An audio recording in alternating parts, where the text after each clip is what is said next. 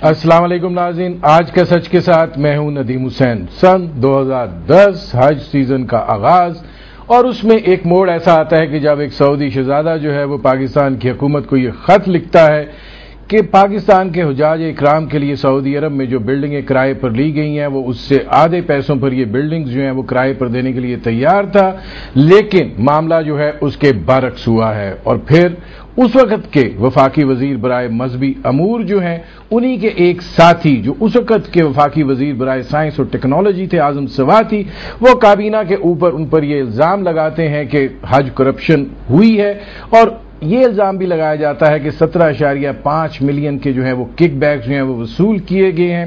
یہ بھی کہا گیا کہ احمد فیض، جس کو کہ سپروائزر مقرر کیا گیا تھا سعودی عربیہ میں یہ بلڈنگز کرائے پر لینے کے حوالے سے، وہ فرنٹ مین تھا اس وقت کے وفاقی وزیر برائے مذہبی امور کا، اور اس نے جو ڈی جی حج تھے راؤ شکیل، ان کے ملی بھگت کے ساتھ یہ سب کچھ کیا۔ وہ بلڈنگز جو $1400 یا میکسیمم $2000 کرائے پر مل سکتی تھی، $3600 پہ جو ہے وہ ہوئی۔ معاملہ جو ہے وہ کورٹ میں جاتا ہے، سپریم کورٹ میں جاتا ہے، اور ملتان کے اس خانوادے کو جیل ہو جاتی ہے۔ حامد سعید کاظمی 1.5 برس جیل کاٹی، اور اس کے بعد کل وہ رہا ہوئے۔ ہائی سکینڈل جو ہے وہ چلا، ایف آئی اے کوئی ثبوت پیش نہ کر سکی، تفتیشی افسر بھی تبدیل ہوتے رہے۔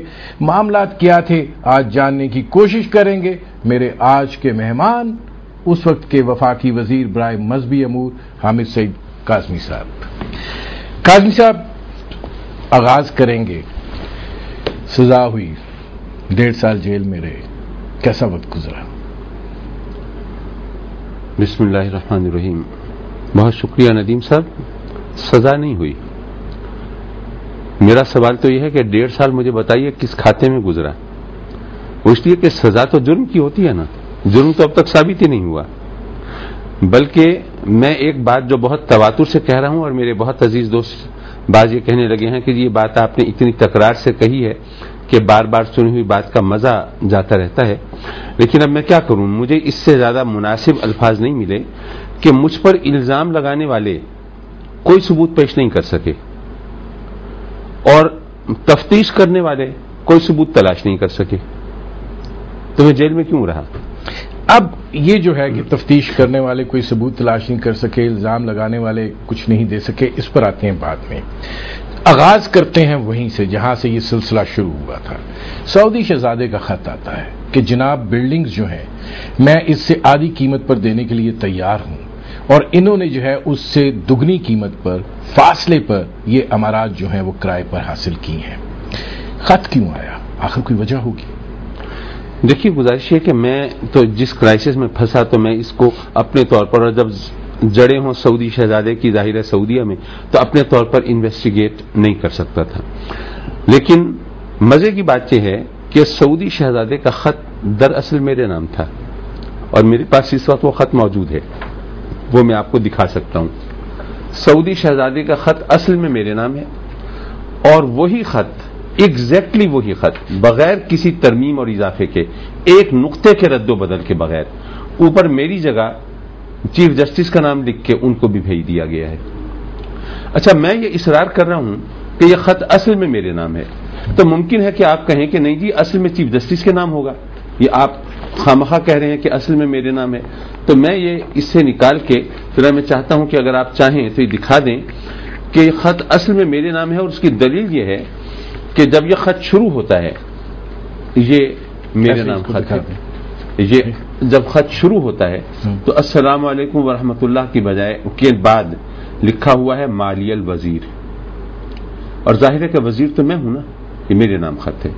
اب یہ جو یہی خط جب چیف جسٹس کو بھیجا جاتا ہے، یہ ذرا ریڈیوسڈ ہے اور ذرا ڈل ہے، لیکن اگر آپ اس میں اتنی دور سے آپ تو دیکھ سکتے ہیں، پتہ نہیں کیمرے کی آنکھ دکھا سکتے ہیں، کیمرے کی آنکھ بھی کوشش کریں گے کہ کیمرے کی آنکھ اس کو جو ہے وہ ایگزیکٹلی وہی خط ہے، صرف اوپر میری جگہ افتخار چودھری صاحب کا نام لکھ دیا گیا ہے، اور السلام علیکم ورحمۃ اللہ کے بعد یہ بھی خط شروع ہو رہا ہے معالی الوزیر کے الفاظ سے، تو وزیر تو میں ہوں نا، افتخار چودھری صاحب تو نہیں ہے۔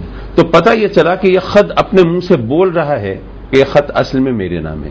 پہلی بات، اس میں مجھ سے شکایت کی گئی ہے کہ جی وہاں پر ایک کمیٹی ہے جو کہ سیکرٹری ریلیجیس افیئر جو اس وقت تھے آغا سرور رضا قزلباش، ان کی سربراہی میں بلڈنگز کی ہائرنگ کا کام کر رہی تھی. اس کمیٹی کے خلاف اس میں شکایت ہے کہ جی ہم سستی بلڈنگز دینے کے لیے تیار تھے قریب، اور انہوں نے دور مہنگی جا کے لی. اب اس کے بارے میں تو خود ایف آئی اے والوں نے انویسٹیگیشن کی، ان سے پوچھیے. میرا سوال تو سیدھا سادہ یہ ہے کہ جس خط میں مجھ سے شکایت کی گئی ہے کہ جی میں فلاں شخص کے خلاف انویسٹیگیشن کروں، اس خط کی بنیاد پر میرے خلاف کارروائی کی کوئی تک بنتی ہے؟ آپ یہ کہنا چاہ رہے ہیں کہ یہ خط جو آیا، جو کہ بنیادی طور پہ آپ کے نام تھا، آپ ہی کے دفتر سے نکلا اور یہ ایک سازش کے طور پہ استعمال ہوا؟ میں یہ نہیں کہہ رہا، ہو سکتا ہے میرے دفتر سے نہ نکلا ہو سکتا ہے سعودی شہزادے کے خط سے ڈائریکٹ وہیں چیف جسٹس کے نام ہم یعنی اوپر سر نیم چینج کر کے دونوں کے نام بھیج دیا گیا ہو، لیکن بنیادی طور پر یہ میرے نام تھا. مالی الوزیر کا لفظ بتا رہا ہے. اور دوسری بات یہ کہ جب میں حج سے واپس آتا ہوں یہ خط آ چکا ہے، لیکن منسٹری میں مجھے یہ خط فوراً پٹ نہیں کیا جاتا. اگر یہ خط فوراً میرے سامنے آ جائے تو اس وقت کے ٹاک شوز کے اندر میں آ کے بتا سکتا تھا نا کہ خط تو میرے نام ہے، آپ میں مجھ پر الزام کیوں لگا رہے ہیں. یہ مجھے منسٹری میں خط بعد میں پیش کیا جاتا ہے. اور دوسری بات یہ کہ کسی بھی محکمے کا اصل ذمہ دار اس محکمے کا سیکرٹری ہوتا ہے، جس کو ہم پرنسپل اکاؤنٹنگ آفیسر کہتے ہیں. وہ اتفاق سے انہی دنوں وہ اس ہائرنگ کمیٹی کے چیئرمین وہ تھے جس کے خلاف شکایت کی گئی ہے. میں ان کو غلط نہیں کہہ رہا، میں صرف یہ کہہ رہا ہوں کہ سیکرٹری کے خلاف شکایت تھی اور سیکرٹری قانونی طور پر رولز آف بزنس کے مطابق ہر اعتبار سے وہی ذمہ دار ہے، لیکن سیکرٹری کا پورے کیس میں کہیں ذکر ہی نہیں ہے. ذکر ہے حامد سعید کاظمی کے خلاف. اس میں جو سوال پیدا ہو رہا ہے حامد سعید کاظمی صاحب وہ یہ ہے کہ اعظم سواتی صاحب کابینہ کی میٹنگ میں آپ کے خلاف شکایت لگاتے ہیں وزیر اعظم سے، اس کے بعد وہ یہ ایشو انہوں نے کوئی شکایت نہیں لگائی میرے خلاف. اگلے دن اخبارات میں جھوٹی رپورٹنگ ہوئی ہے. مزے کی بات یہ ہے کہ میں اگلے دن وہ پڑھ کے اخبار پریشان ہوا جس میں لکھا ہوا ہے کہ جناب اعظم سواتی صاحب کھڑے ہو گئے. آپ کو شاید یاد ہو کہ وہ کھڑے ہو گئے اور انہوں نے جناب یہ کہا کہ اتنی کرپشن ہو رہی ہے، یہ ہو رہا ہے، وہ ہو رہا ہے. آپ کیبنٹ کے کسی ممبر سے یا کیبنٹ کنڈکٹ کرنے والے کسی اسٹاف سے پوچھ لیجئے کہ آج تک یعنی جس ٹینیور میں تھا کم از کم، میں باقیوں کی بات نہیں کرتا، کسی میٹنگ میں کسی منسٹر نے کھڑے ہو کر ایک جملہ بولا ہے. لیکن وہ آپ کے خلاف گئے تو صحیح نہیں. میں عرض کر رہا ہوں کہ یہ جو کیبنٹ میٹنگ کی بات ہو رہی ہے یہ بہت پہلے کی بات ہے، یہ حج سے پہلے کی بات ہے. جب ہم حج پالیسی اپروول کے لیے پیش کر رہے ہیں یہ اس وقت کی بات ہے. انہوں نے الزام اس وقت لگایا جب میں پرفارمنس آف حج کے موقع پر وہاں پر موجود تھا سعودیہ میں. اچھا، اس میں یہ فرمائیے کہ جو ان کا الزام آیا اس کا کہا گیا کہ جی 17.5 ملین کے کک بیکس جو ہیں وہ لیے گئے. ذرا اس کی بھی وضاحت کریں کہ راؤ شکیل صاحب کیسے انڈکٹ ہوئے. میرا آپ سے اس وقت بھی اس بات پہ بڑا جھگڑا ہوا تھا کہ راؤ شکیل صاحب کیسے ڈی جی حج آپریشنز آ کے لگتے ہیں. پہلی بات تو میں یہ بتا دوں کہ اعظم سواتی صاحب کو تو چیف جسٹس نے بھری عدالت میں کہا تھا کہ ڈرامے بازی بند کرو. تم آج تک حامد سعید کاظمی کے خلاف کوئی ثبوت پیش نہیں کر سکے. میرے خلاف ان کے جو بھی بیانات ہیں وہ صرف اخباری ہیں. عدالت میں میرے خلاف ان کا کوئی ایسا سچ بیان نہیں ہے جس کو گواہ کے طور پر ثبوت کے طور پر پیش کیا جا سکے. یعنی صرف بیان بھی نہیں ہے. یعنی لطف کی بات یہ ہے ندیم صاحب، مجھے سمجھ نہیں آتی کہ میں کہاں سر پھوڑوں اور کس کا جا کے گریبان پکڑوں کہ وہ شخص جس کا میرے خلاف بیان چالان کا حصہ نہیں بنایا جا سکا اس کے الزامات کی وجہ سے میں یہ اس حال کو پہنچا ہوا. لیکن میں نے آپ سے جو سوال کیا، اب جو سوال راؤ شکیل صاحب جو ہے یہ کیسے آئے، کیسے اس کی طرف آتا ہوں. لیکن میں ذرا میں چاہ رہا تھا اعظم سواتی کے حوالے سے بات شروع ہوئی نا، یعنی یہ بات بالکل کلیئر ہو جائے کہ اعظم سواتی وہ شخص ہے کہ جس کا بیان میرے خلاف چالان میں شامل تک نہیں ہے اور اس کے اخباری بیانات کی وجہ سے میری کردار کشی کی گئی. اور میں ساری زندگی لوگوں کے تانے سنتا رہوں گا اور لوگ باتیں کرتے رہیں گے. اور میں اگر میڈیا کے نمائندے کی حیثیت سے آپ سے پوچھ لوں کہ ندیم صاحب مجھے یہ بتا دیجئے میری کریکٹر اسیسینیشن جس منظم طریقے سے میڈیا پر کی گئی تھی اور میری جو پکچر پینٹ کی گئی تھی، آپ کے خلاف آپ کے پاس میڈیا کے کسی پرسن کے پاس میرے خلاف کوئی ثبوت ہو تو ذرا دکھائیں تو صحیح، مجھے بتائیں تو صحیح.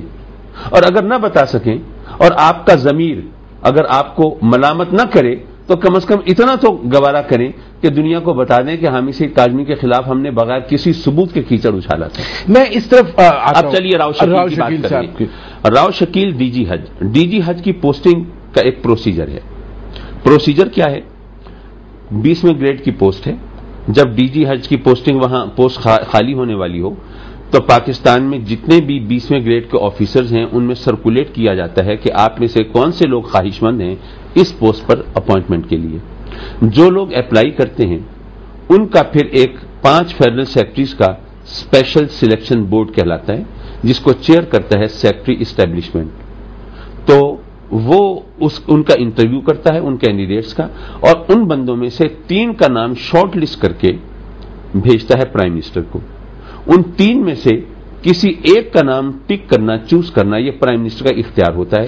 آپ یہ کہہ رہے ہیں کہ 3 نام پرائم منسٹر کو بھیجے گئے تھے راؤ شکیل کے حوالے سے؟ جی 3 نام بھیجے گئے تھے، ان میں سے ایک نام راؤ شکیل کا تھا. اب جب یہ میں بتاؤں، یہ جو میں بات کہہ رہا ہوں یہ سپریم کورٹ میں انویسٹیگیشن ہو چکی ہے اور جو کچھ میں کہہ رہا ہوں اپنی طرف سے نہیں کہہ رہا، یہ تمام چیزیں سپریم کورٹ میں ریویل ہو چکی ہیں.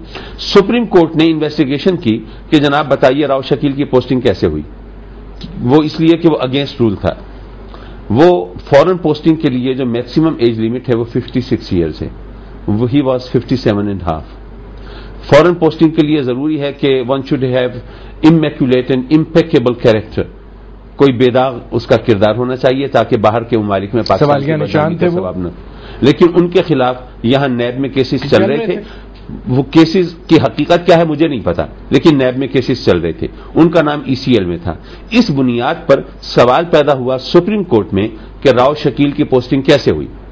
اس پر 4 آفیسرز، ایک سیکشن آفیسر، ایک ڈپٹی سیکرٹری، ایک جوائنٹ سیکرٹری اور ایک ایڈیشنل سیکرٹری، 4 آفیسرز نے 164 کے بیانات، 164 کے بیان حلفی جو کہ مجسٹریٹ کے سامنے دیے جاتے ہیں، عدالت میں دیے جاتے ہیں، جس سے مقررہ ممکن نہیں ہوتا، وہ دیے. اور ان سے اس میں یہ بتایا کہ جی ہم نے اسپیشل سلیکشن بورڈ کے چیئرمین جو سیکرٹری اسٹیبلشمنٹ تھے اس وقت اسماعیل قریشی، ان کو بتا دیا تھا کہ آپ راؤ شکیل کا انٹرویو تو کر رہے ہیں لیکن آپ اس کو شارٹ لسٹ کر کے بھیج نہیں سکتے کیونکہ اس کے خلاف یہ شارٹ کمنگز ہیں، یہ اس پر آپ آج یہ اعتراف کریں گے کہ راؤ شکیل کی جو تعیناتی ہوئی وہ اس وقت کے وزیر اعظم یوسف رضا گیلانی کی وجہ سے ہوئی؟ یہی بات جو میں مکمل اس میں اسی سوال کا جواب ہے جہاں میں جا رہا تھا.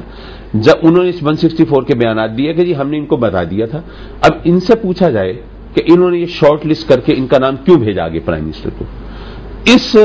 ان بیانات کی روشنی میں اسماعیل قریشی جو اس وقت سیکرٹری اسٹیبلشمنٹ تھے ان کے خلاف بائی نیم FIR کاٹ دی FIA والوں نے. جب ان کے خلاف FIR کٹی اور ان کو گرفتار ہونا تھا تو پھر کچھ انہوں نے بھاگ دوڑ کی یا کیا ہوا تو پھر FIA نے ایک ری انویسٹیگیشن کی رپورٹ مرتب کی اور اس میں کہا گیا کہ نہیں جی اسماعیل قریشی کا کوئی قصور نہیں ہے، قصور ہے جوائنٹ سیکرٹری کا جنہوں نے 164 کا بیان دیا ہے، SM طاہر. اب آپ کو یاد نہیں ہوگا کوئی 7-8 مہینے پہلے پٹیاں چلی تھیں، حامد سعید کاظمی کے شریک ملزم SM طاہر جوائنٹ سیکرٹری گرفتار ہو گئے. وہ بیچارہ میرا شریک ملزم کیسے تھا، وہ جوائنٹ سیکرٹری تھا منسٹری آف اسٹیبلشمنٹ میں اور راؤ شکیل کی پوسٹنگ کے حوالے سے اس کا نام آیا تھا. مجھ سے یا حج منسٹری سے حج آپریشن سے اس کا کوئی تعلق نہیں تھا. اس بیچارے کو ایکیوز بنا دیا گیا، پھر اللہ نے کرم کیا پھر وہ بری بھی ہو گیا. لیکن اس طرح اب سیکرٹری اسٹیبلشمنٹ نے نام بھیجا، وہاں سے پرائم منسٹر صاحب نے ان کو چنا، پرائم منسٹر نے ان کو ٹک کیا، کیوں کیا یہ اللہ بہتر جانتا ہے. لیکن میری نظر میں میرے خیال کے مطابق یہ کوئی الزام نہیں ہے کہ پرائم منسٹر نے ان کو سلیکٹ کیا، وہ اس لیے کہ پرائم منسٹر ہی کا اختیار تھا. لیکن ایک سوال اس میں یہ بھی تو پیدا ہوا، حامد سعید کاظمی صاحب، واپس جاؤں گا جب آپ سے میری ملاقات ہوئی اور ہم نے اس مسئلے کے اوپر گفتگو کی، آپ نے اس وقت بھی اس پر ایک رائے کا اظہار کیا تھا اور عبد القادر گیلانی کا نام آیا تھا کہ ان معاملات میں ایک آپ کے اوپر دباؤ تھا اور وہ دباؤ جو ہے وہ چونکہ وزیر اعظم کی یہ سلیکشن تھی لہذا آپ کچھ نہیں کر پائے. میں اس کروں گا کہ بات دراصل یہ ہے کہ جہاں تک راؤ شکیل کا تعلق ہے، مزے کی بات یہ ہے کہ آپ نے جو کک بیکس وغیرہ کا ذکر کیا ہے یہ میں آپ سے سن رہا ہوں. چالان کے اندر مجھے ایز سچ ابھی تک نہیں پتا چل رہا کہ کتنی کرپشن کا ذکر ہے. اچھا جو کک بیک آپ ذکر کر رہے ہیں یہ ملینز میں اگر آپ اس کو روپیز میں کنورٹ کریں، چونکہ اب یہاں پہ میں نے بیٹھ کے حساب کتاب نہیں کیا، کچھ تھوڑا بہت آپ کو اندازہ ہوگا کہ شاید پاکستانی کتنے روپے بنتے ہیں۔ میں نے بار بار چیخ چیخ کے لوگوں سے کہا تھا کہ جب کرپشن کا الزام ہو تو کم از کم یہ تو بتاؤ کہ کرپشن ہوئی کتنی ہے۔ چوری کا مال آپ برآمد کرنے جائیں تو یہ تو معلوم ہو کہ سونے کا سیٹ برآمد کرنے ہیں یا مال کا سے بھرا ٹرک برآمد کر رہے ہیں۔ کرپشن کا الزام ہے، جس طرح حج کرپشن کا سکینڈل اٹھا تھا، جس طرح ہر ٹی وی چینل پر، ہر اخبار میں یہی شور تھا، کالم لکھے جا رہے تھے اور حامد سعید کاظمی کو دنیا کی ذلیل ترین مخلوق بنا کے پیش کیا جا رہا تھا۔ مجھے یہ بتا دیجئے کہ اس میں کرپشن ہوئی کتنی ہے۔ میرے ایک بیان کو بہت مذاق بنا کے دنیا نے پیش کیا تھا جب میں نے کہا تھا کہ اگر کرپشن ہوئی بھی ہے تو پچھلے برسوں کے مقابلے میں کم ہوئی ہے۔ میں آج پھر کہتا ہوں کہ مجھے یہ بتا دو کہ یارو کرپشن ہوئی کتنی ہے۔ یہ جو رقم آپ نے بنائی ہے، میرا خیال ہے کہ شاید، میرا اندازہ ہے کہ شاید 4-6 کروڑ روپے بنتی ہوگی۔ 4-6 کروڑ روپے کوئی معمولی رقم نہیں ہے، اور کرپشن ایک پیسے کی بھی کرپشن ہے، میں اس کو جسٹیفائی نہیں کر رہا، لیکن میں پوچھنا یہ چاہتا ہوں کہ جہاں پر آپ روز تذکرہ کرتے ہو اربوں خربوں کی کرپشن کا، دیکھیں میں اس کی وضاحت چاہتا ہوں۔ دیکھیں بات یہ ہے حامد سعید کاظمی صاحب کہ راؤ شکیل کا جو کردار اور احمد فیض کا جو کردار رہا ہے وہ ایک بہت بڑا سوالیہ نشان ہے۔ ٹھیک ہے، آگے ایف آئی آر کی انویسٹیگیشن پر بھی آتے ہیں۔ آپ سمجھتے ہیں کہ آپ پر دباؤ تھا اس سلسلے میں؟ مطلب اب تو آپ کو کلیئر کا جواب آنا چاہیے کہ ایک بندہ ای سی ایل پہ ہے، ایک بندے پہ کرپشن کے کیسز ہیں، مجھ پر کیا دباؤ تھا؟ سوال یہ ہے کہ راؤ شکیل کو میں نے تو نہیں بھیجنا تھا نا، اس کی پوسٹنگ تو پرائم منسٹر نے کرنی تھی، انہی کا اختیار ہے، انہوں نے بھیجنا تھا، تو اس پر مجھ پر دباؤ کا تو کوئی سوال نہیں تھا۔ میں نے ریزسٹ کیا تھا، میں نے اپوز کیا تھا، میں نے پرائم منسٹر سے 3 مرتبہ، ایک دفعہ جب شروع میں ان کا نام آیا تھا اور اخبارات میں آیا کہ جی نیب کے کیسز ہیں، تو میں نے گزارش کی تھی کہ جی مجھے نہیں پتا وہ صحیح آدمی ہوں گے، اچھے آدمی ہوں گے، لیکن یہ کہ اخبارات میں ذکر آ رہے ہیں کہ ان کے خلاف نیب کے کیسز ہیں، تو ایسے شخص کو اگر آپ لیں گے تو پھر خامخواہ آپ کے خلاف لوگوں کو باتیں بنانے کا موقع ملے گا۔ تو انہوں نے کہا کہ نہیں، یہ میڈیا تو اسی طرح کسی بھی شخص کو، فرشتے کو بھی لے آئیے تو اس کے خلاف کوئی نہ کوئی چیز آ جائے گی، تو آپ ان باتوں پہ مت جائیں۔ میں چپ کر گیا۔ اس کا مطلب ہے کہ یہ پرائم منسٹر اس وقت کے وزیر اعظم یوسف رضا گیلانی کے آپ کے اپوز کرنے کے باوجود ان کی تعیناتی عمل میں لائی گئی۔ یہ اس حد تک تو ظاہر ہے کہ میں مانتا ہوں، اور جہاں تک مجھ پر دباؤ کی بات ہے تو میں اس لیے میں اس کو اپوز کر رہا تھا کہ پوسٹنگ یا تو میرے آرڈر سے ہونی ہوتی نا تو مجھ پر دباؤ ہوتا، میرے تو آرڈر ہے ہی نہیں۔ راؤ شکیل کی ڈی جی حج کی پوسٹنگ میں منسٹر تو کہیں آتا ہی نہیں ہے۔ اب اس میں جو سوال ہے حامد سعید کاظمی صاحب وہ یہ ہے کہ ڈی جی ہڈ آپریشنز وہ بنتے ہیں، احمد فیض صاحب وہاں پہ جو کمیٹی تھی اس کو بلڈنگز ایکوائر کرنے پر لگتے ہیں۔ ایسا شخص جب آتا ہے سوالیہ نشان وہیں پر لگ جاتا ہے، اور پھر یہیں سے آغاز ہوتا ہے اس کرپشن کی داستان کا جو پھر جس کا ملبہ آپ کے اوپر گرتا ہے۔ میں عرض کروں گا کہ جناب، پھر میں دوبارہ عرض کروں گا کہ اگر یہ پتہ چل جائے نا کرپشن کتنی ہوئی ہے تو پھر یہ تمام سوالات زیادہ وزنی ہو جاتے ہیں، ٹھیک ہے نا جی۔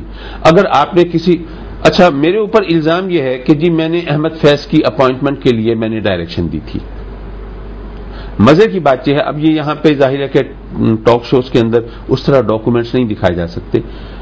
احمد فیض کی جو پرسنل فائل ہے جس کی بنیاد پر اس کو وہاں اپوائنٹمنٹ ملی ہے، اس پر میری نہ کوئی ڈائریکشن ہے نہ میری طرف سے کوئی ریکمینڈیشن ہے۔ وہ کہاں سے آئے تھے جی؟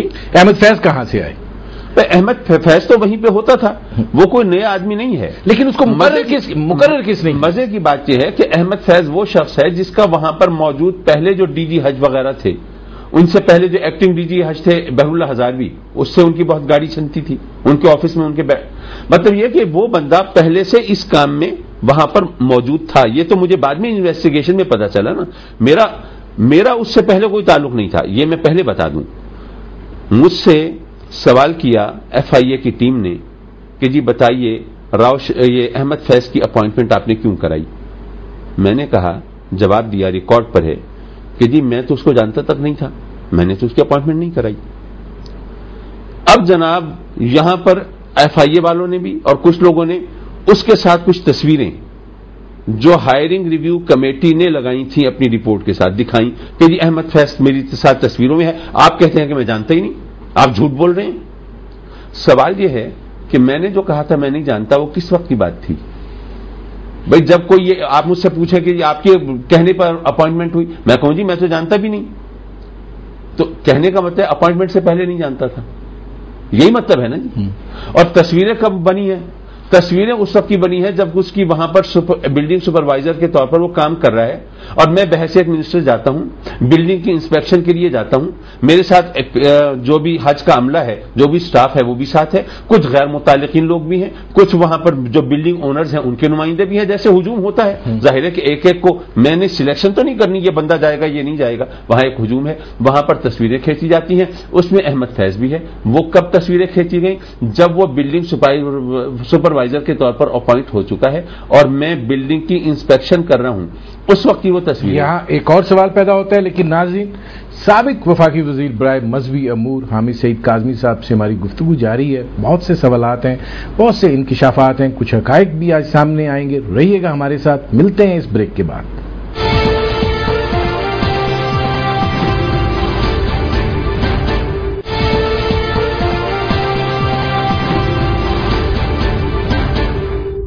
Welcome back. اب حامد سعید کاظمی صاحب، چونکہ آپ جب بات کر رہے تھے کہ احمد فیض کی اپوائنٹمنٹ ہو جاتی ہے، راؤ شکیل کی اپوائنٹمنٹ آپ نے اس کو رجسٹ کیا نہیں ہوتی ہے، بلڈنگز ہائر ہو رہی ہیں، بلڈنگ سپروائزر جو ہے وہ مقرر ہو رہا ہے، اور وفاقی وزیر برائے مذہبی امور کو یہ علم نہیں ہے کہ وہ بلڈنگ سپروائزر ہے، اس کی اپوائنٹمنٹ تقرری ہو رہی ہے، اور وہ اس چیز کو جو ہے وہ لک آفٹر کر رہا ہے۔ ندیم صاحب، گزارش یہ ہے کہ بلڈنگ ہائرنگ کا کام جو ہے وہاں پر ایک کمیٹی کے سپرد ہے، منسٹر کبھی بھی بلڈنگ ہائرنگ کے کام میں اس طرح انوالو نہیں ہوتا، اور اگر انوالو ہوگا تو اس صورت میں ہوگا جب اس کا کوئی دوسرا انٹرسٹ ہوگا، جب وہاں پر اس سے کک بیکس وصول کرنی ہوگی نا، پھر اس کا انٹرسٹ ہوگا، وہ وہاں پر وہ دیکھے گا۔ وہاں پر ایک کمیٹی ہے، 7 افراد کی کمیٹی ہم نے حج پالیسی کے اندر ڈالی ہے۔ اب اگر وہ 7 افراد کی کمیٹی نہیں بنی ہے، 3 افراد کرتے رہے ہیں، تو ظاہر ہے کہ منسٹر کو وہاں پر یا تو میں جا رہا ہوں، وہاں پہ میں دیکھ رہا ہوں، جا کے واچ کر رہا ہوں کہ ہاں بھائی 7 افراد کون کون کھڑے ہیں، کون بلڈنگ ہائر کر رہا ہے۔ ہم نے ذرا یہ میں ہائی لائٹ کر دوں، یہ سوچ کر کہ بلڈنگز کی حوالے سے حاجیوں کو شکایت ہوتی ہے، تو بلڈنگ ہائرنگ کمیٹی کے ساتھ ایک ہائرنگ ریویو کمیٹی کا کانسیپٹ ہم نے دیا تھا، ہم نے بنائی تھی حج پالیسی میں کہ ہائرنگ ریویو کمیٹی ہونی چاہیے، کیونکہ حاجی تو واپسی پر شکایت کرتے ہیں، اس وقت تو کچھ نہیں ہو سکتا۔ جس وقت بلڈنگز ہائر ہو رہی ہوں اس وقت آپ ایک کمیٹی بنائیں جو جا کے ان دا مین وائل وہاں پر چیک کرے کہ جناب یہ کام صحیح ہو رہا ہے یا نہیں ہو رہا۔ تو ہم نے چیک اینڈ بیلنس کا جب یہ نظام اس طرح مرتب کر دیا ہے، وہاں پر 7 افراد کی کمیٹی ہے، وہ بلڈنگز ہائر کر رہی ہے، بلڈنگ سپروائزر کا جو عہدہ ہے وہ تو بنیادی طور پر وہاں پر عہدہ ہی نہیں ہے سرے سے، اور پھر یہ کہ چونکہ اس کو کوئی وہ نہیں تنخواہ نہیں دی جا رہی، والنٹیئر اس کو رکھا گیا ہے، تو اس لیے میرے علم میں لانا بھی ضروری نہیں ہے، اور اگر آئے بھی صحیح تو ظاہر ہے کہ مجھے پتہ چلے کہ جی ایک آدمی رضاکارانہ طور پہ کام کر رہا ہے تو میں کیا پوچھوں گا کیوں کر رہے ہو۔ کہنے کا مطلب یہ ہے کہ یہ تمام خرابیاں تو اس وقت لازم آتی ہیں جبکہ یہ پتہ چلے۔ لیکن حامد سعید کاظمی صاحب جو سعودی عرب میں اس وقت پاکستان کے سفیر تھے عمر شیر زئی صاحب، انہوں نے بھی اس چیز کا واویلا مچایا۔ عمر علی شیر زئی جیسا جھوٹا شخص، معاف کیجئے، میں نے جب سے ہوش سنبھالا ہے، یہ اللہ کا بڑا احسان ہے کہ آج تک میری زبان سے کسی نے گالی نہیں سنی ہوگی، یہ میں بڑے فخر سے کہتا ہوں، یہ ہمارا میرے بزرگوں کا یہ حسن تربیت ہے۔ لیکن یہ مجھ پر الزام لگانے والے شخص جب کا ذکر آتا ہے تو جی چاہتا ہے کہ آدمی بس ویسا ہی سلوک کرے جس طرح کے مستحق ہیں۔ ان کا پتہ ہے آپ کو کہ انہوں نے جو مجھ پر الزام لگایا وہ کیا تھا؟ انہوں نے الزام لگایا، ایف آئی اے والوں نے ان سے کورٹ کے حکم پر باقاعدہ پوچھا، چونکہ باقاعدہ سفیر تھے وہاں پہ، تو انہوں نے وہاں سے جو بیان بھیجا وہ یہ تھا کہ جی میرے پاس حامد سعید کاظمی کے خلاف ثبوت کیا ہے۔ انہوں کی شہ سرخیوں میں لگی تھی کہ 25,000 روپے حاجی فی حاجی کرپشن کھایا گیا۔ اچھا، انہوں سے جب پوچھا تو انہوں نے کہا کہ جی میرے پاس ثبوت یہ ہے کہ جناب شیخ عبد الوہاب، حالانکہ سنا ہے کہ وہ ذات کے شیخ نہیں ہے بلکہ ان کو بزرگی کے حوالے سے شیخ کہا جاتا ہے، کہ عبد الوہاب صاحب جو تبلیغی جماعت کے امیر ہیں وہ تشریف لائے تھے حج کرنے، اور میں ان سے ملنے کے لیے گیا. یہ وہ بیان دے رہے ہیں کہ جی میں ان سے ملنے گیا تو انہوں نے مجھے بتایا کہ وہ حامد سعید کاظمی کے پاس ملتان گئے تھے اپنے خادم خاص مولانا فہیم اور انضمام الحق کرکٹر کو لے کے کہ جی تبلیغی جماعت کے کچھ لوگوں کے لیے ویزے چاہیے. تو حامد سعید کاظمی نے ان کو کہا کہ جی وہ ویسے تو میں 30,000 روپے فی حاجی کمیشن لیتا ہوں, لیکن آپ انضمام کو لے کے آئے ہیں تو چلیے میں 5,000 روپے اسپیشل ڈسکاؤنٹ کرتا ہوں. تو آپ ایسا کریں کہ جتنے بھی آپ کو ویزے چاہیے ہوں تو 25,000 روپے فی حاجی کے حساب سے آپ پیسے جمع کرا دیں اور مجھ سے ویزے لے لیں. تو بقول یہ عمر خان علی شیرزئی تبلیغی جماعت کے امیر نے کہا کہ ہم یہ سن کے بہت حیران ہوئے اور اٹھ کے چلے آئے, اور پھر ہم نے سعودی سفیر سے جا کے ویزے لگوا لیے اسلام آباد جا کر. جب یہ بیان یہاں آیا تو ماشاءاللہ یہاں تو تھرتھری مچ گئی کہ یہ تو اب کوئی مسئلہ ہی نہیں, اب بیان آ گیا ہے, شیخ عبد الوہاب صاحب کا بیان لیا جائے, انضمام الحق کا کرکٹر کا بیان لیا جائے, ان کے خادم خاص مولانا فہیم کا بیان لیا جائے, اور حامد سعید کاظمی کو ٹانگ دیا جائے. یہاں ایک اور سوال ڈال دوں میں, اس وقت بھی میں نے پوچھا تھا, کہا یہ گیا اور آپ کہ جی آپ کے داماد جو تھے وہ اس چیزوں میں انوالو تھے اور وہ جو ہے ایک فرنٹ مین کا رول ادا کرتے رہے, یہ بھی ایک الزام سامنے آیا. ذرا اس کا جواب مل جائے گا تو بات ہی ختم ہو جائے گی. پہلی بات تو یہ ہے کہ داماد جو ہیں میری تو ان دنوں میں حج سے کوئی 2 ہفتے پہلے تو شادی کی ہے میں نے بیٹی کی. وہ داماد کے حوالے سے اور بیٹی کے حوالے سے سسرال کے حوالے سے جو الزامات تھے وہ اصل میں یہ تھے کہ جی ان کو سرکاری خرچے پہ میں حج کرانے کے لیے لے کے جا رہا ہوں. وہ بھی ایک تھا جی کہ جی آپ لے کے جا رہے ہیں, اور جب میں نے اس وقت آپ کا جب انٹرویو کیا تھا تو آپ کی آنکھوں میں آنسو تھے جب میں نے یہ بات کہی, اور آپ نے اس کا جو جواب دیا ہے میں اس کو نہیں مینشن کرنا چاہ رہا, لیکن یہ چیز تھی کہ جناب وہ داماد نہیں, وہ میرے بہنوئی نہیں, سوری میرے برادر نسبتی میرے سالے کے حوالے سے یہ بات تھی. میں وہ بھی بات کرتا ہوں, لیکن ذرا عمر خان علی شیرزئی کا جو بیان ہے ذرا اس کے حوالے سے میں عرض کرتا چلوں. عدالت نے حکم دیا ایف آئی اے کو کہ جاؤ بھائی عبد الوہاب صاحب کا بیان لے کے آؤ, ان کا بیان لیا, باقی لوگوں کے بیان لیے. میں تفصیل میں نہیں جاتا, ظاہر ٹاک شو ہے. عبد الوہاب صاحب نے بیان دیا کہ جی یہ سچ ہے کہ میں حج کرنے گیا تھا, اور یہ بھی درست ہے کہ پاکستانی سفیر مجھ سے ملنے کے لیے آئے تھے, لیکن حامد سعید کاظمی کا تو کوئی ذکر نہیں ہوا تھا, اور میرے پاس اتنا وقت بھی نہیں ہے کہ میں ملتان جاؤں اور ان سے ویزوں کی درخواست کروں. اور تبلیغی جماعت کے لوگ تو گورنمنٹ اسکیم میں جاتے ہی نہیں کہ میں منسٹر سے ویزے مانگوں, وہ تو جاتے ہی پرائیویٹ اسکیم میں ہیں. اور میں نے تو آج تک کبھی سعودی سفیر سے بھی مل کر کبھی ویزا نہیں لگوایا. اور آخری جملہ اس بیان کا یہ ہے, یہاں موجود ہیں سارے ڈاکومنٹس, کہتے ہیں کہ جی میری زندگی میں کبھی حامد سعید کاظمی سے ملاقات نہیں ہوئی. یہ سفیر پاکستان نے الزام لگایا حامد سعید کاظمی پر, اور یہ تفتیش کے اندر یہ چیز ثابت ہو گئی. اور اب میرا سوال یہ ہے کہ جناب مجھ پر میرے خلاف سو موٹو نوٹس لے کے میری خاندانی شرافت اور وجاہت اور ذاتی کردار کو جس طرح داغدار کیا گیا, اور جس طرح میں اور میری نسلیں اس کو فیس کرتی رہیں گی, آپ جانتے ہیں یہ کوئی میں جو کہہ رہا ہوں یہ مبالغہ نہیں ہے, لیکن جنہوں نے مجھ پر جھوٹا الزام لگایا ان کے لیے بھی کوئی سزا ہے کہ نہیں ہے. میں نے اعظم خان سواتی کے خلاف تو انہی دنوں میں نوٹس بھیج دیا تھا. اچھا مجھے نہیں پتا تھا کہ معاملہ یہاں تک پہنچے گا, ورنہ میں شاید 10 ارب کا نوٹس بھیجتا. میں نے اس وقت چونکہ جس وقت الزام لگایا تھا فوری طور پر کسی بھی کیس شروع ہونے سے اور سو موٹو ایکشن سے پہلے میں نے ان کو بھیج دیا تھا, تو اس لیے صرف 10 کروڑ ہٹ جانے کا میں نے نوٹس بھیجا تھا ان کو. وہ عدالت جہاں اسلام آباد کی عدالت کے اندر وہ کیس چل رہا ہے. عمر خان علی شیرزئی کے خلاف میں کارروائی کرنا چاہتا تھا کہ مجھے اس کیس میں لپیٹ لیا گیا. ان کے خلاف بھی میں عدالت میں جاؤں گا, اور جیسے میں نے کہا ہے کہ میں عوام کی عدالت میں جا کے پوچھوں گا کہ ایک شریف آدمی پر بغیر کسی ثبوت کے اس طرح جھوٹے الزامات لگائے جائیں تو وہ تو صبر اور استقامت سے سامنا کرتا رہے. الزام لگانے والوں کے لیے عوام کی عدالت کیا سزا تجویز کرتی ہے؟ اس میں ایک سوال اور ہے حامد سعید کاظمی صاحب, ٹھیک ہے اس کو ہم جب لے کر آگے چلیں گے, کیا آپ یہ نہیں سمجھتے کہ اس وقت جو بلڈنگز لی گئیں, اس وقت جو حاجیوں کا وہاں پہ سہولتوں کے اعتبار سے حال ہوا, وہ بھی تو آپ کے سامنے تھا؟ ندیم صاحب گزارش یہ ہے کہ اگر ممکن ہو اس وقت کے 80,000 حاجی جو وہاں پہ گئے ہیں, مزے کی بات یہ ہے کہ جن حاجیوں کو راؤ شکیل کے خلاف جن جو باتیں ہوتی ہیں, راؤ شکیل نے اس وقت تک ٹوٹل 22 یا 23,000 حاجیوں کے لیے بلڈنگز ہائر کی تھیں کہ ہائرنگ ریویو کمیٹی کی رپورٹ آئی اور ہم نے راؤ شکیل کو روک دیا کہ آپ نے فردر بلڈنگز ہائر نہیں کرنی, اور پھر ان سے ایکسپلینیشن کال کی, اور پھر پرائم منسٹر نے ان کو واپس بلا لیا. ابھی صرف 22-23 ہزار حاجیوں کی بلڈنگ ہوئی تھی. باقی جو بلڈنگز تھیں وہ دوسری کمیٹی جو سیکرٹری ریلیجیس افیئرز آغا سرور رضا قزلباش کی سربراہی میں تھی اس نے لی ہیں. اور لطف کی بات یہ ہے کہ زیادہ تر حاجی خوش تھے کہ بلڈنگز ہماری بہت سستی لی گئی ہیں کہ ان کو اکثر حاجیوں کو 2000 ریال فی حاجی ان سے جو ہم نے لیا تھا کرایہ بلڈنگز کا واپس کیا تھا ہم نے. لیکن وہ تو یہ کہا گیا کہ کورٹ کے آرڈر پہ ایک دباؤ کے تحت. نہیں بالکل نہیں. یہ بات یہ چیز ذرا سمجھ لیجئے, یہ چیز کوئی غلط فہمی کا شکار ہے. جناب والا, حاجی کو جو ریال واپس کیے جاتے ہیں وہ تو اس وقت کیے جاتے ہیں جب وہ حج کر رہا ہوتا ہے. جب وہ حج کر رہا ہوتا ہے اس وقت اس کو حاجی کو پیسے. لیکن اس وقت تک یہ دباؤ بلڈ ہو چکا ہوا تھا. نہیں بالکل نہیں. یہ ایک اصول ہے. دراصل یہ حج پالیسی سے آپ واقف نہیں ہے نا. بات یہ ہے کہ ہم حاجی سے جب پیسے لیتے ہیں نا, جب حج پیکیج اناؤنس کرتے ہیں اس میں بتاتے ہیں کہ جی ہم نے مکہ میں رہائش کے لیے اس وقت میں 2010 کی بات کرتا ہوں 3600 ریال فی حاجی ہم نے پیسے لینے تھے.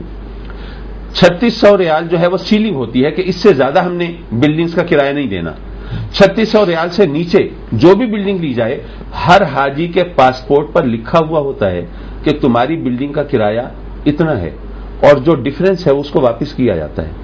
یہ اصول کے مطابق ہے, کسی پریشر نہیں. یہ حج پالیسی کے مطابق جب وہ حاجی حج کرنے کے لیے گئے, جب جدہ ایئرپورٹ پر اترے, بلکہ شاید یہاں پر روانہ ہوتے ہوئے حاجی کیمپ میں ان کو پیسے واپس کر دیے جاتے ہیں. ابھی تو از خود نوٹس بھی نہیں لیا گیا تھا, ابھی تو کچھ بھی نہیں تھا. یہ تو حج پہ جاتے ہوئے کی بات ہو رہی ہے. لیکن یہ جو بات کہی گئی کہ 3600 ریال کے اوپر یہ بلڈنگز جو ہیں وہ لی گئیں اور یہ 1400 اور 2000 تک لی جا سکتی تھیں, اور یہی وہ وجہ بنی کہ یہ جو درمیان کا اماؤنٹ ہے یہ اصل میں گڑبڑ ہوئی. میں عرض کر رہا ہوں کہ پہلے تو اس وقت کی بلڈنگز کا میرا خیال یہ ہے کہ اس پہ آپ اپنی کوئی انویسٹیگیٹنگ ٹیم لگائیں, اس میں یہ دیکھیں کہ اس وقت کتنے ہزار حاجیوں کو وہ بلڈنگز ملی جو ٹوٹل 3600 ریال کے کرائے پر لی گئی تھیں, اور کتنی حاجیوں کو وہ بلڈنگز ملی جو 1600 اور 1700 اور 1800 ریال پر لی گئیں. یہ آپ ذرا کیلکولیٹ کر لیں, اور جب آپ کو پتا چلے کہ 60% حاجیوں کو بہت کم ریٹس پر بلڈنگ ملی تھی, پھر مجھ سے یہ سوال کیجئے تو میں جواب دے. اچھا, اس میں اب ایک اور سوال. لیکن معاف کیجئے ذرا ایک قطع کلامی. بات یہ ہے کہ بلڈنگز کی ہائرنگ کے حوالے سے تو اصل جواب دہی کرنی چاہیے بلڈنگ ہائرنگ کمیٹی کو.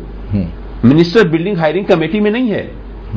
بھائی ہم دیکھیں نا, بات یہ ہے کہ جب آپ کوئی منسٹر اگر بلڈنگ ہائرنگ کمیٹی میں نہیں ہے تو منسٹر اس کو لک آفٹر بھی نہیں کرنا. سن تو لیجئے نا, میں یہ عرض کر رہا ہوں کہ جب آپ کوئی ٹیم بناتے ہیں کوئی کام کرنے کے لیے تو آپ اس کا اگر کوئی شکایت آئے تو پھر آپ اس کی طرف متوجہ ہوتے ہیں, ورنہ آپ پروب کرتے رہیں خامخواہ. تو ایک ہوتا ہے کہ جی آپ کا کیا انٹرسٹ ہے, آپ نے ہماری ڈیوٹی ہمیں سونپی ہے. راؤ شکیل کے خلاف جب شکایت آئی تو ہم نے بغیر کسی ہیسیٹیشن کے اس کو فوراً روک دیا کہ تم بلڈنگ ہائرنگ کا کام نہیں کرو گے, رک جاؤ. ہم نے روک دیا اس کو. کہنے کا مطلب یہ ہے کہ آپ یہ کہیں کہ نہیں جی آپ منسٹر تھے, آپ بلڈنگ ہائرنگ کا ایک ایک سٹیپ جو ہے وہ خود واچ کرتے, تو پھر بلڈنگ ہائرنگ کمیٹی کی ضرورت کیا ہے, پھر منسٹر خود ہی کرے. کام تو اسی طرح ہوتے ہیں نا, ڈسٹریبیوشن آف ورک ہوتی ہے نا, کام کی تقسیم ہوتی ہے. بھائی کوئی بھی ڈپارٹمنٹ ہے, میری منسٹری کا میں اسلامی نظریاتی کونسل بھی ہے. اب وہ اسلامی نظریاتی کونسل کے اندر اگر ارکان کسی میٹنگ میں بیٹھ کے اگر وہ کوئی ڈیسیژن لیں تو آپ مجھے پکڑ لیں. بھائی بات یہ ہے کہ مجھے شکایت پہنچے, اگر کوئی غلط کام ہوا ہے میں اس کا نوٹس نہ لوں تو تب ہے نا بات. میرے ہی اسلامی یہ وزارت مذہبی امور ہی میں رویت ہلال کمیٹی بھی آتی ہے. اب وہاں پر اگر کوئی رویت چاند کیا کوئی گڑبڑ ہو تو آپ منسٹر کو پکڑ لیں. لیکن اس وقت یہ الزام بھی عائد کیا گیا کہ حامد سعید کاظمی صاحب جو ہیں وہ مارے گئے. ایکچوئل رول جو تھا وہ اس وقت کے وزیر اعظم یوسف رضا گیلانی کے صاحبزادے عبد القادر گیلانی کا تھا, اور معاملات جو ہیں وہ ادھر طے ہو رہے تھے, اور یہ جو ساری چیز ہے اس کی ڈائیورشن اس طرف ہوگی. ندیم صاحب, میں اتنی دیر سے بات کر رہا تھا کہ میرے خلاف الزام لگانے والے بغیر ثبوت کے بات کی, اور جب یہ ثابت ہو گیا کہ دونوں, اچھا یہ بات آپ کا ویلڈ کوشچن ہے, میں اس کا جواب ضرور دیتا ہوں, لیکن ایک چیز کی وضاحت میں کرتا چلوں. عمر خان علی شیرزئی اور اعظم سواتی کا جھوٹا ہونا پچھلے سال جنوری میں سپریم کورٹ میں ثابت ہو چکا تھا. پچھلے سال جنوری میں سپریم کورٹ میں ثابت ہو چکا تھا کہ اعظم سواتی نے جھوٹا الزام لگایا, عمر خان علی شیرزئی نے جھوٹا الزام لگایا. اور میرے وارنٹ ایشو ہوئے ہیں 10 فروری کو، یعنی ان کے جھوٹا ثابت ہونے کے بعد میرے وارنٹ ایشو ہوئے ہیں۔ اب عبد القادر گیلانی، مجھے بریک لینا پڑ رہا ہے، یہ جو عبد القادر گیلانی صاحب کا سوال ہے اور یہ جو ایک گیپ جس کی آپ مینشن کر رہے ہیں، یہ دونوں چیزیں آپ سے بات کرتے ہیں اس کے اوپر۔ ناظرین، میرے آج کے مہمان سابق وفاقی وزیر برائے مذہبی امور حامد سعید کاظمی صاحب، ان سے ابھی اور سوالات بھی باقی ہیں اور انکشافات بھی باقی ہیں۔ ملتے ہیں بریک کے بعد، رہیے ہمارے ساتھ۔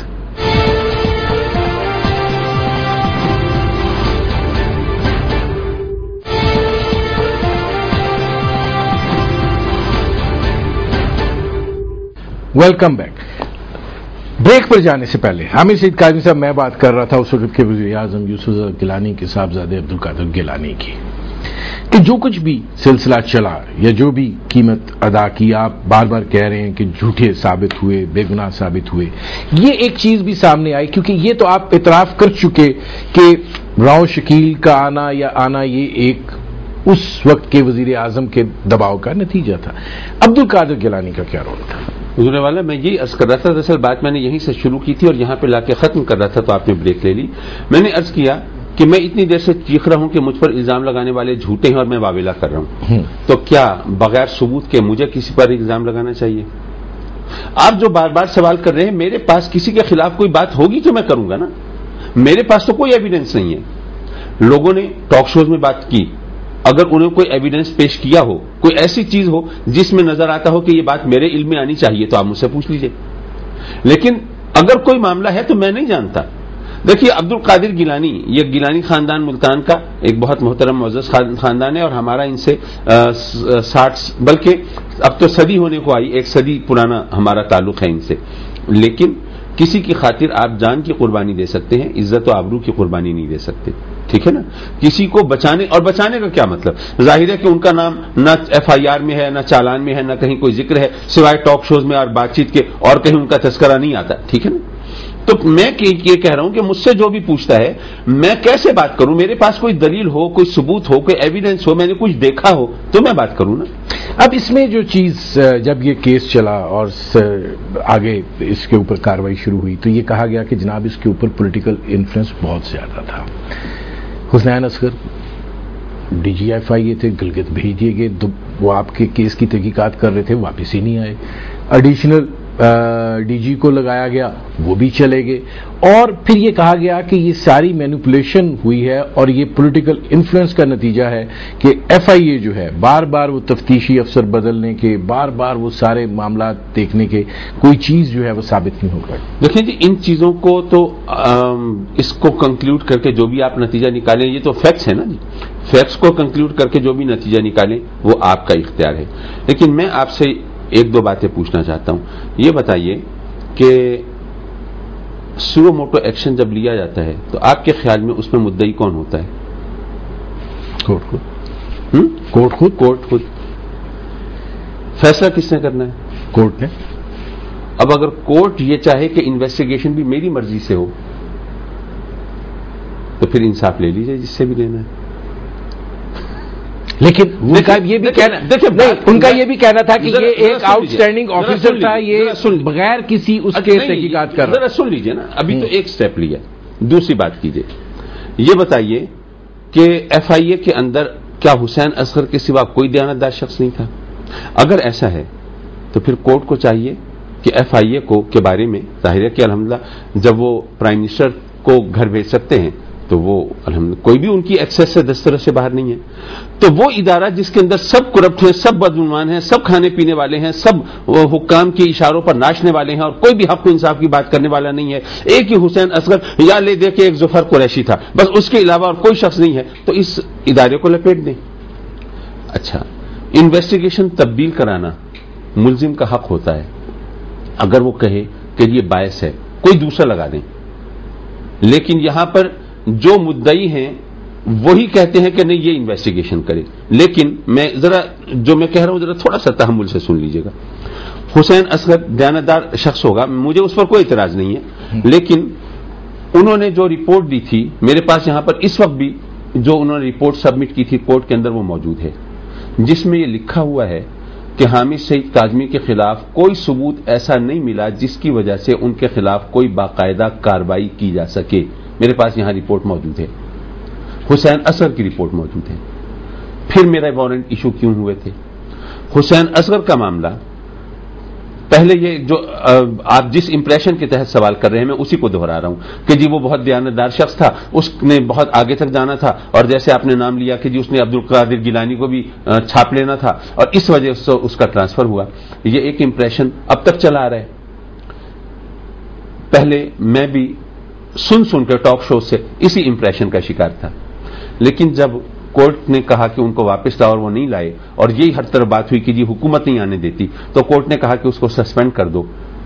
حکومت نے سسپینڈ کر دیا, سسپینشن آرڈر جاری ہو گئے نا. اس کا مقصد کیا تھا؟ مقصد سیدھا سادہ یہ تھا, کورٹ کا ویو یہ تھا کہ حسین اصغر سسپینڈ ہو جاتا ہے تو وہ تو فوراً دوڑائے گا کہ جی میرا قصور کیا ہے, میں تو آنا چاہتا تھا, مجھے تو حکومت نے نہیں آنے دیا, میرا تو کوئی قصور نہیں ہے, مجھے بحال کیا جائے. یہی مقصد ہوگا یا کوئی اور ہوگا؟ لیکن سسپینشن کے بعد بھی آج تک اگر حسین اصغر واپس نہیں آیا تو پھر اس کا نتیجہ کیا نکلتا ہے یہ آپ مجھے بتا دیجیے. آپ ہی کہنا چاہ رہے ہیں کورٹ نے آپ کے ساتھ؟ میں یہ کہنا چاہ رہا ہوں کہ حسین اصغر جو ہے وہ غلط شخص تھا.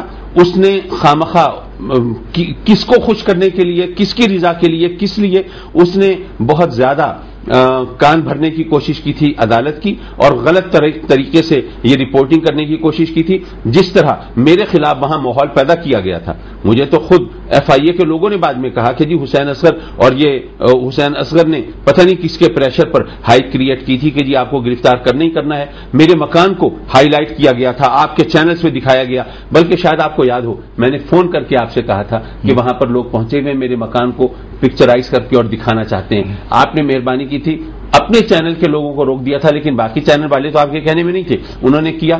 وہ مکان جس کی تعمیر شروع ہوئی تھی 1999 میں اور 6 سال تک جس کی تعمیر ہوتی رہی تھی, اور جس میں 2006 میں منتقل ہو گیا تھا. الیکشن ہوئے ہیں 2008 میں.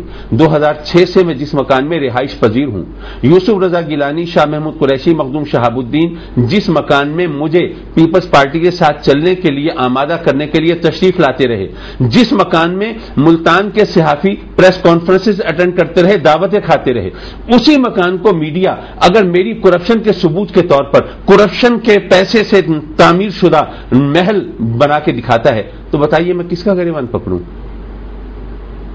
میرے محلے کے لوگ تو ان کا تو میڈیا سے بالکل اعتبار اٹھ گیا ہے, کیونکہ ان کی تو سامنے مکان بنا ہے نا, وہ تو دیکھ رہے ہیں نا. یہ اس طرح مجھے پھنسایا گیا ہے. میں بتائیے میں کیا کروں؟ آپ کیا کہنا چاہ رہے ہیں حامد سعید کاظمی صاحب؟ عدالتوں نے بھی آپ کے ساتھ زیادتی کی, میلافائڈ انٹینٹ تھا یا ایک تیزی دکھائی گئی, ایک کیا آپ سے کیا؟ میں یہ عرض کر رہا ہوں کہ ذرا یہ بتائیے, اب یعنی اس وقت کی جو بھی ہائٹس تھیں ایک ایک چیز کو اٹھا لیجیے. فورن کرنسی اکاؤنٹ کی نیوز بریک کی تھی آپ نے, آپ کو پتا ہے اس میں ٹوٹل پیسے کتنے تھے؟ 22,000 پاؤنڈ. 22,000 پاؤنڈ ٹوٹل پڑے ہوئے تھے. میرا سب سے بڑا اکاؤنٹ وہ ہے, اور وہ 22,000 پاؤنڈ جو ہیں میرے پاس یہاں پر ڈاکومنٹری پروفز میں لے کے آیا ہوں. بعد میں تو کورٹ نے بھی ریلیز کر دیا, ان پروفز کی ضرورت نہیں رہی. کورٹ نے میرا وہ اکاؤنٹ ریلیز کر دیا. کیوں؟ اس لیے کہ اس کے اندر اس دوران ایک پیسہ جمع ہی نہیں ہوا تھا جس دوران کا کرپشن کا کیس ہے, اور جو بھی اس میں رقم آئی ہے اس میں سے 80% میرے سگے بھائی جو مجھ سے چھوٹے بھائی ہیں, ڈاکٹر راشد سعید کاظمی آکسفورڈ میں ہوتے ہیں, ان کے اکاؤنٹ سے لیگل ٹرانسفر ہوئی ہے, اور ان دنوں میں ہوئی ہے جب ان کی فیملی یہاں پہ آئی ہوئی تھی پاکستان, ان کے اخراجات کے لیے ہوئی ہے. اب آپ ذرا غور کیجئے, اس فورن کرنسی اکاؤنٹ کو جناب آپ نے نیوز بریک کی, جناب یہ ہو گیا وہ ہو گیا. پھر اس کے بعد ایک بات اور بھی ذرا تھوڑی سی بھڑاس نکل رہی ہے میری, نیوز بریک کیجیے 1,14,00,000 روپے ٹریس آؤٹ ہو گئے کرپشن کے. میں حیران پریشان, میں نے ٹی وی پر دیکھا یہ 1,14,00,000 روپے. بھائی میرے پاس تو زندگی میں کبھی 1,14,00,000 روپے اکٹھے جمع نہیں ہوئے, کہاں سے ٹریس آؤٹ ہو گئے؟ پتا چلا کہ پارلیمنٹ ہاؤس میں جو میرا اکاؤنٹ ہے جو ہر ایم این اے کا ہوتا ہے, اس میں 3 سال میں جو ٹوٹل ٹرانزیکشن ہوئی تھی, جس میں میرے پے بل ہیں, میرے ٹی اے ڈی اے کے بل ہیں, میرے میڈیکل بل ہیں, 90% سے زیادہ رقم جو اس طرح سرکاری خزانے سے آئی ہے میرے ٹی اے ڈی اے, اس میں تو کرپشن نہیں ہو سکتی نا, وہ ہیں. انہوں نے بعد میں جب پوچھا ایف آئی اے والوں سے, انہوں نے کہا کہ جی کیا کریں, ہمیں تو حکم تھا آپ کو پھنسانا ہی پھنسانا ہے, تو اس وجہ سے ہم نے یہ اس طرح. آج یہ بھی پتا چل گیا کہ 1,14,00,000 روپے جو ہیں وہ ٹی اے ڈی اے اور میڈیکل کی مد میں دیے جاتے ہیں. میڈیکل کی اور ٹی اے ڈی پے بل بھی ہے. میں نے کہا ٹوٹل ٹرانزیکشن 3 سال میں, حضور والا 3 سال میں ٹوٹل ٹرانزیکشن جو ہوئی ہے وہ ہے 1,14,00,000 روپے, جس میں میرے تنخواہوں کے بل بھی ہیں, جس میں میرے میڈیکل بل بھی ہیں, جس میں ٹی اے ڈی اے کے بل بھی ہیں, اور جس میں جو پرائیویٹ میری جو تھوڑا بہت مجھے یہاں پہ پیسے چاہیے ہوتے ہوں گے, جو کچھ ہوگا تھوڑے بہت وہ بھی ہیں. اب آپ 3 سال کی اماؤنٹ ذرا کیلکولیٹ کر لیجئے اور پھر بتا دیجئے. اب ظاہر ہے میں صاحب یہ فرمائیے گا کہ آپ مطلب وفاقی وزیر برائے مذہبی امور تھے, لیکن پاکستان لیکن ایک سوال نہیں, سوال نہیں یہ بات, لیکن اس میں بیلنس کتنا تھا؟ 2,72,000 روپے. اس بینک اکاؤنٹ میں بیلنس 2,72,000 روپے تھا. یہ تو 3 سال میں ٹوٹل جتنی رقم آئی تھی جس مد سے آئی تھی اس کو آپ چیک کر لیجیے. لیکن مجھے ایک سوال, جی آپ وفاقی وزیر برائے مذہبی امور, پاکستان پیپلز پارٹی کے آپ رہنما, اتنے سرکردہ لوگوں کے آپ نے نام لیے, شاہ محمود قریشی, یوسف رضا گیلانی, مخدوم شہاب الدین, آ کے آپ کو آمادہ کرتے رہے, اور اس کے بعد اچانک جو ہے آپ جیل چلے جاتے ہیں, راندہ درگاہ ہو جاتے ہیں, کیوں؟ دیکھیے بات دراصل یہ ہے کہ کرپشن کے الزامات جس پر عائد ہوتے ہیں اس کے جوابات تو ان کو خود ہی دینے پڑتے ہیں. کوئی loves and the world loves with you, weep and you weep alone, for this poor old earth can share your mirth but has sorrows enough of its own. آدمی دکھ میں شریک نہیں ہوتا, خوشی میں شریک رہتا ہے. لیکن میں عرض کروں گا, یعنی آپ کی پارٹی نے آپ کے دکھ میں ساتھ نہیں دیا, نہیں, پارٹی کی بات کیا ہے, مطلب پارٹی کی بات ہے نا, آپ وفاقی وزیر ہوتے ہوئے حضور والا مطلب کرپشن کے الزام, وزیر اعظم کا دباؤ, ذرا میری بات سنیے. بات یہ ہے کہ جب میرے خلاف یہ ساری کارروائی شروع ہوئی, ہمارے جو وابستگان ہیں, ہمارے بزرگوں کے جو مریدین ہیں, جو ہم سے محبت کرنے والے ہیں, ان کو بھی یہی دکھ تھا جو آپ کہہ رہے ہیں کہ یہ حکومت ان کی ہے, پھر ان کے خلاف یہ سب کچھ کیوں ہو رہا ہے. تو ملتان میں اور جنوبی پنجاب میں زیادہ تر جو مظاہرے ہوئے ان میں پرائم منسٹر کے خلاف, کیونکہ وہ بھی ملتان کے, میں بھی ملتان کا, خاندانی تعلق بھی, قریبی رشتے بھی, سب کچھ, اس وجہ سے ان کے خلاف بہت زیادہ. اور پھر چونکہ ٹاک شوز کے اندر ادھر ادھر کچھ عبد القادر گیلانی کا نام بھی آ جاتا تھا درمیان میں, تو لوگ چونکہ میری بے گناہی پر 100% یقین رکھتے تھے, تو وہ کہیں نہ کہیں بھڑاس نکالنے کے لیے وہاں پر بہت زیادہ انہوں نے الزام دھرنے کی کوشش کی, جس طرح یہاں پر آپ مسلسل ذکر کر رہے ہیں. تو اسی طرح ان لوگوں نے اب جب گلیوں میں, کوچوں میں نعرے لگائے جا رہے ہوں اور میری حمایت میں بات کرنے والے وہ یوسف رضا گیلانی پرائم منسٹر ان کے بیٹے کے خلاف باتیں کر رہے ہوں, ان کی پوسٹر اور پینفلیکس اور یہ تمام چیزیں وہ پھاڑی جا رہی ہوں, تو ظاہر ہے کہ اس کا ریئیکشن پارٹی پر ہی ہونا تھا نا. اور ایک بات اور میں کہنا چاہوں گا, مجھ پر الزام لگا, میری صفائی سب سے پہلے ڈاکٹر عبد القدیر خان نے پیش کی تھی, اور کن الفاظ میں پیش کی تھی میں ساری زندگی ڈاکٹر صاحب کا احسان نہیں اتار سکتا. انہوں نے آن ایئر کہا تھا, آج تک یوٹیوب پر بھی موجود ہے, ہر جگہ موجود ہے, کہ حامد سعید کاظمی کی بے گناہی ثابت کرنے کے لیے اگر آپ کہیں تو میں آگ میں ہاتھ ڈال کر قسم کھانے کے لیے تیار ہوں.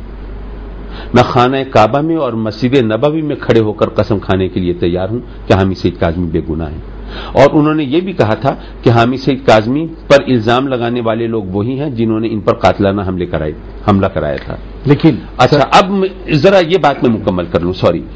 مجھ پر میری صفائی دینے والے ڈاکٹر عبد القدیر خان جیسے لوگ ہوں, شاہ محمود قریشی, ان کو دنیا سیاست میں چاہے وہ تحریک انصاف میں ہیں یا جہاں بھی ہیں, ان کو مسٹر کلین کے نام سے جانتی ہے, ان کی ذاتی شرافت, خاندانی وجاہت کو. حضور غوث العالمین غوث بہالق ذکریہ ملتانی کے سجادہ نشین ہیں, ٹھیک ہے. جاوید ہاشمی وہ تھے مسلم لیگ میں, وہ بھی چلے گئے ادھر تحریک انصاف میں, اس کے سربراہ ہیں. یہ حضرات آج تک میری صفائی کی گواہیاں دیتے ہیں, اور صدر پاکستان آصف علی زرداری نے جس طرح میری صفائی پیش کی, کسی اور کی بلکہ اپنی صفائی بھی انہوں نے پیش نہیں کی جس طرح میری صفائی پیش کی.